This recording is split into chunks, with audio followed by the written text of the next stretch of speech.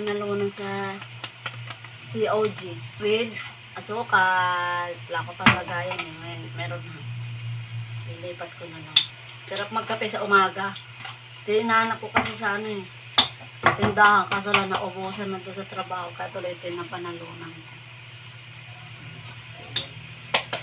Nakakatawa. Pinagtawanan nga ako ng mga kasama ko. Ililipat ko lang muna siya sa lagayan. Habang naglilipat ako, nagpapakul ako ng tubig. Kasi magkakape ako at magluluto ako ng noodles. Kasi kanina nagluto ako ng breakfast. Ito, pakita ko muna. Diyan.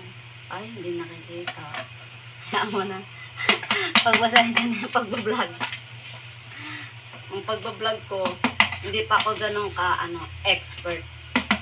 Sa ngayon, tiis-tiis muna kayo. Finish! Oh, asukal pa lang yan ha. May susunod pa. Yeah! Naabot ko rin. Ito. Pangalawa. Malinis na ito yun. Sa loob.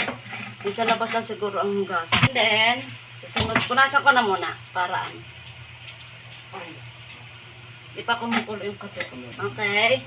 Sunod naman natin yung kape. Diyan. Ito na lang. My favorite. Hindi complete yung araw ko pag walang ganito. Diyan. Sa dalikod ko kasi din naman ako nag-endorse. Gatas. Yan.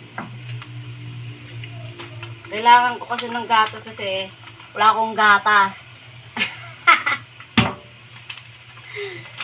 Kaya, ito tayo. Ito na. Guys, may kape na ako. Oh my God. Sa tagal ng panahon, ngayon lang. Ngayon lang ako nagkape. Huwag ka nga dyan, papansin ko eh. Nag-vlog ako eh. Guys, kumukulo na yung ano ko. Ito na, may finished product. Janjiraran.